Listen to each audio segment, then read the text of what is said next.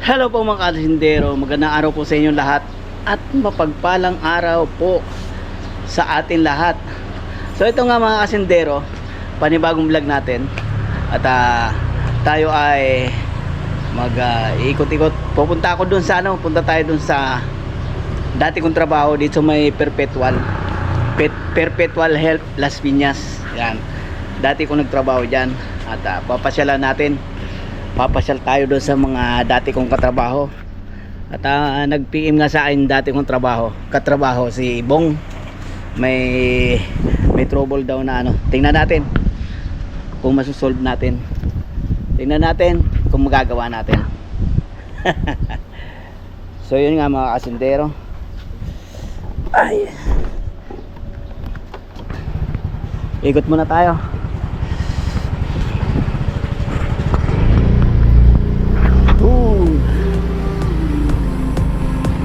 Dito na naman yun. Dito tayo dadaan sa sa May Manuela. At lalabas tayo sa May Ocampo. At sa May Ocampo nga nandun yung main gate ng Perpetual. At nandun din sa may yung shop. Nandun din yung mga sasakyan din naman ng yun. Mga sasakyan ng Perpetual. Doon kami gumagawa, malapit din lang. So yun.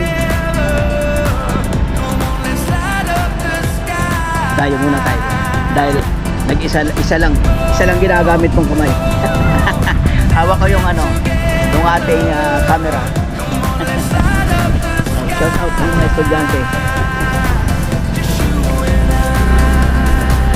Dito nga pala mga kasindero, dito sa unahan dito, meron akong nakikita dyan na ang daming parcel. Ayaw kung bakit tambak-tambak yung parcel dito na nakikita. Pero ngayon wala. Siguro mamayang hapon. Yan, dito sa lugar na to, ito. Ang daming parcel dyan. Nakatambak yung mga parcel yan, di ko lang alam kung baka dinidispat siguro. Pero di ba yung mga parcel dapat pagkagaling doon sa pick up point tapos dadalhin mo kagad sa drop point. Di natin alam kung anong procedure nila, pero isang beses bibidyohan natin. Minsan nakatumpok-tumpok yung mga parcel tapos may nagbabantay. So yun lang, na-check ako lang. Diretso na tayo.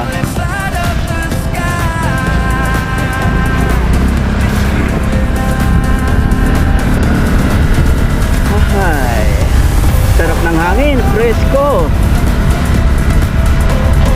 Hop, nahulog. Nahulog.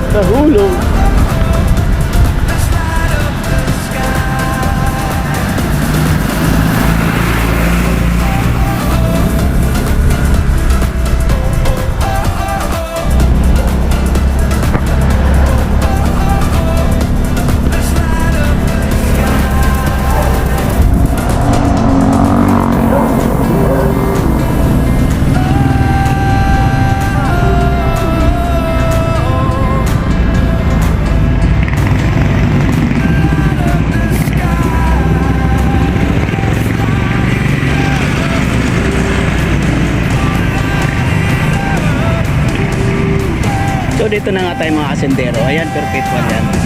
Gate. At dito tayo pupunta.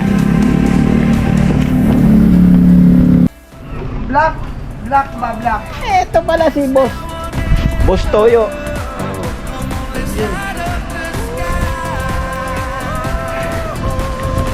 Anong size ba ang 38 sa Filipino size? 38. Size Mga 7 yan. 7? Oo. O mga lang siguro ako. Hindi. 41 ako 41, tignan pa ako. 38. O, tama. Kunti lang naman difference yan. Oo. Ha?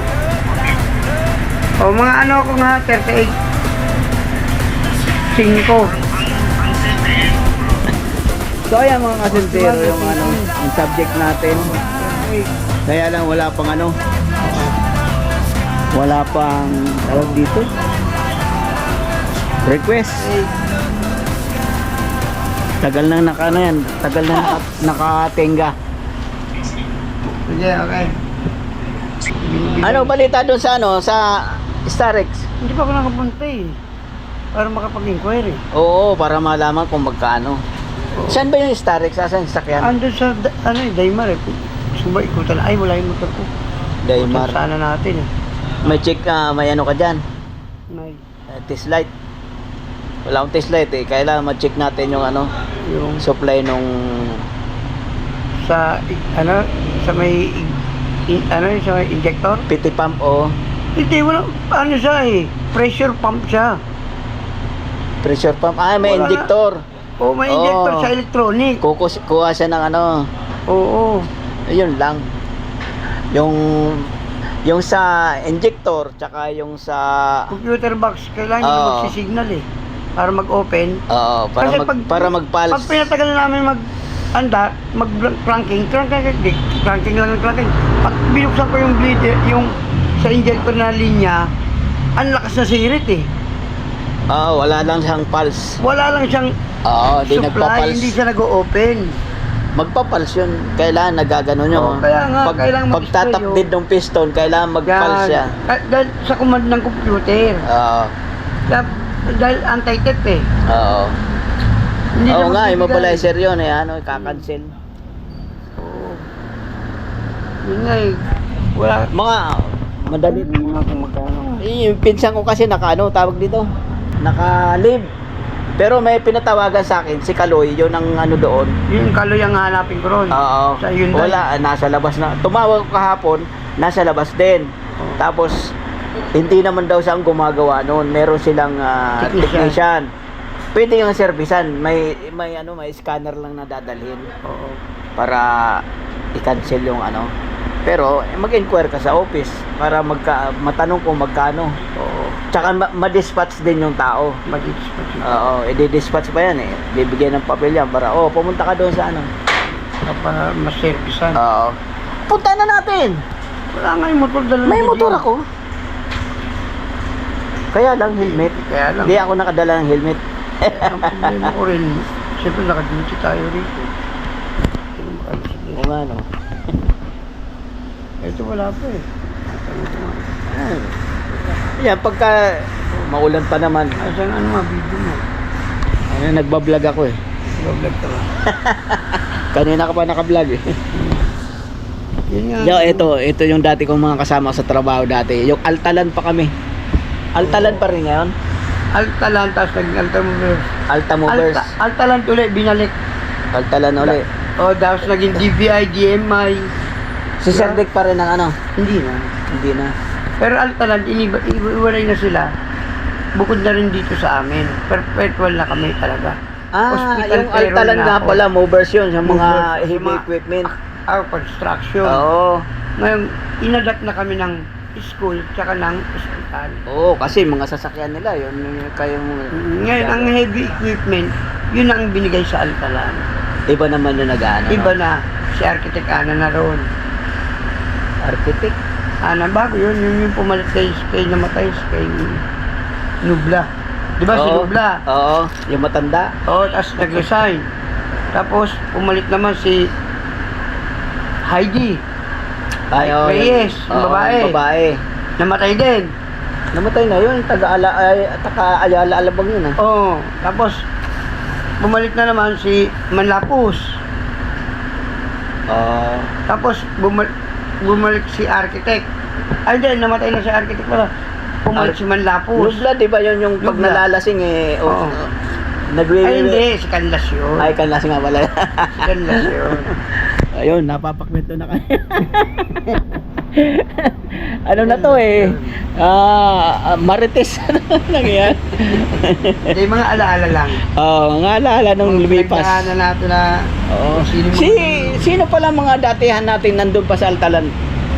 Si Boyles, bumalik. Bakang, si Boyles. Si Bakang nandun pa? Oo, magre-retire naman. 2 taon na lang ata. Hindi, ngayong taon na pala. Samantalang si Bakang napabalita yung na inatake raw dito nung Oo. nagkasunog dyan sa may Ever. Oo. Napabalita yun na Oo, inatake raw. na-stroke. Na-stroke ba yun? Oo. Tapos naka-recover. Naka-recover. Pero ang tagal, ano? Oo. Pero magre-retire niya siya sa... Sino pa? Yung payat na driver ng bus. Yung, Lausa?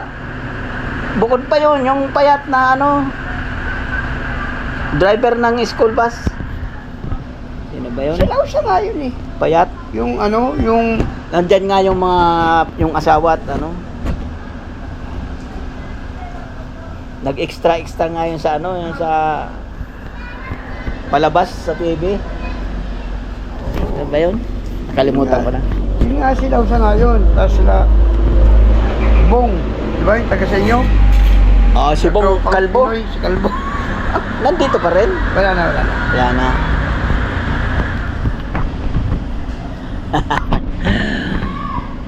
Ay, nako. So yun nga mga kasendero. Dito, nalipat na lang kasi dito yung yung motor pool eh. Pero yung motor pool nito dati doon sa parking, Sa may Aviation. sa aviation na mga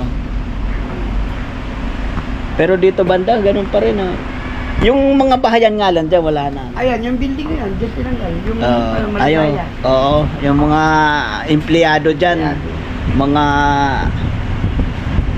mga regular dyan mga nakatira. Ako dito, sa kabila. Ako na lang ang empleyado dyan. Dito. Dito sa kabilang side. Si Kuya Do pala yan? Ba yun? Si Pedro. Security Yun. Dako yung kausap ko kanina. Si Do ba yun? Manugang niya yun. Asan na si Kuya Do? Andiyan. Gwardiya pa rin? Hindi na. Retirado. Retirado na. Di ba yan nagtuturo ng yan? Martial arts? Oo. Si Kabalya.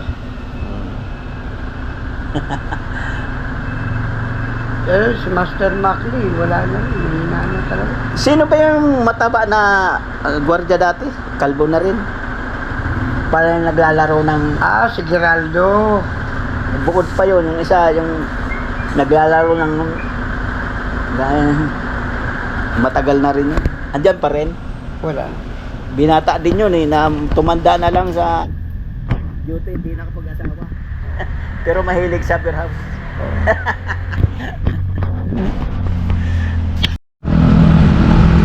So ito nga mga kasendero, pupunta tayo doon sa sa may Almansa, yung Hyundai doon,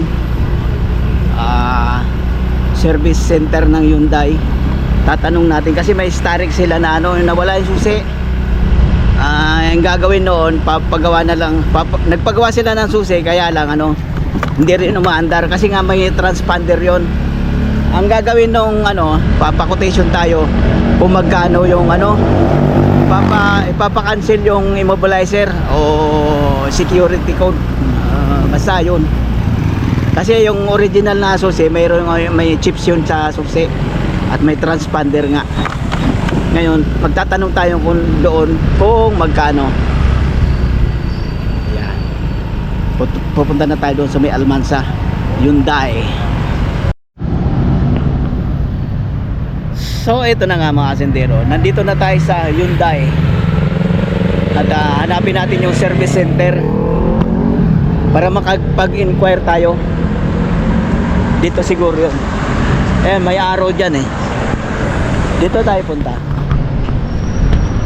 sa service center. Pero papatayin natin ng video dahil baka bawal. Dito muna tayo. So yun na nga mga kasendero, nakausap na natin yung doon in charge at tawag dito ang mahal. Pero di pa pa lang yun, estimate lang yun. Titingnan, kailangan daw ng kailangan yung chassis number para ma-estimate kung magkano. Pero mahal. Susi pa lang yun, tsaka yung program 1.5. Yung susi ang mahal. Susi lang yun. Sa kasi Sa Saudi kasi mga kasindero, meron kaming ano, may gadget na isasaksak mo lang sa DLC. Tapos pwede mo na i-cancel yung immobilizer. Yan. Kahit maglagay ka na lang ng susi na bakal o aandar. Dito wala palang ganun. Pero maghahanap tayo ng ganun. Malamang meron yun. Ito kasi ano to kasa ito talagang hindi sila gagawa ng mga ganung procedure. So maghahanap tayo. So uwi muna tayo mga kasindero. At sasabihin natin doon sa may-ari. So ito na nga, nakabalik na tayo dito sa ano, sa motor pool. At ihatid na natin ang mga hindi magandang balita. At ipapasa na natin ang hindi magandang balita. May sakit ka ba sa puso?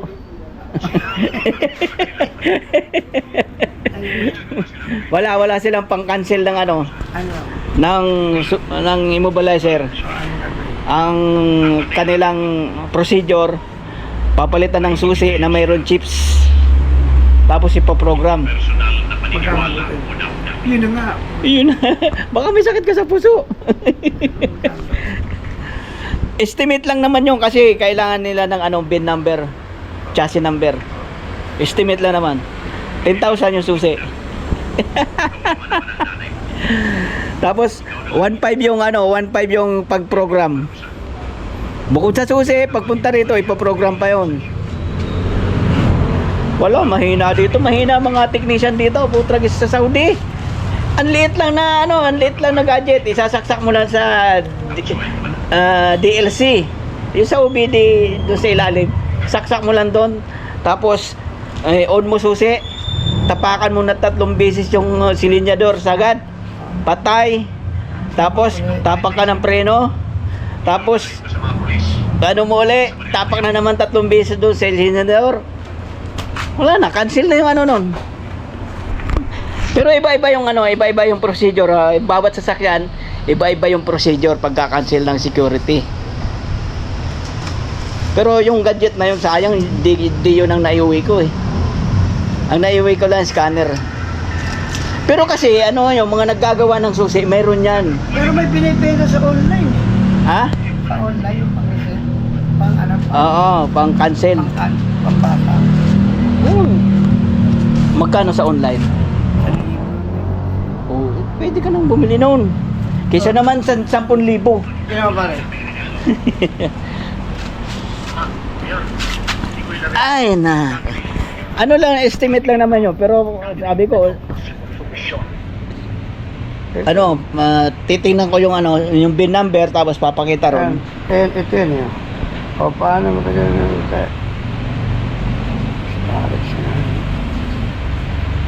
Hindi, ilagay mo na ano nilagay? immobilizer cancel, pang cancel ng immobilizer. How to So ayun na nga mga kasindero. Tapos na ang huntahan. At tatawagan na lang ako pag gagawin natin yung ano, yung Cadillac.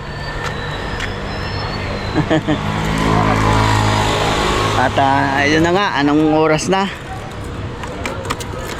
At sila na bahala nung ano, yung sa Starex na ipapaano. Wala silang pang-cancel ng mobilizer. Yung Hyundai dito. Meron sila palit ng susi lang tapos program. Yun lang ang ano ng yun ang sinabi ng Hyundai. At mahal. 10. Tapos yung pag-program pa, aabot pa yun ng ano, mga 2.5 dahil siyempre siservisan. Sa Saudi, mayroon talaga ano, may gadget na iaano mo lang, sasaksak mo lang sa OBD, sa DLC, saksak mo tapos may mga procedure yun. Nakakancel yung ano, mobilizer.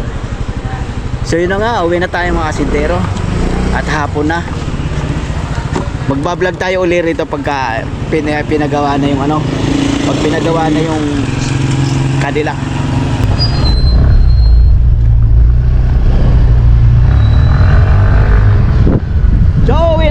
pasentero. At babay na lang sa inyo lahat. Maraming salamat sa inyo pagtutunganga. God bless po sa inyo lahat. Bye bye.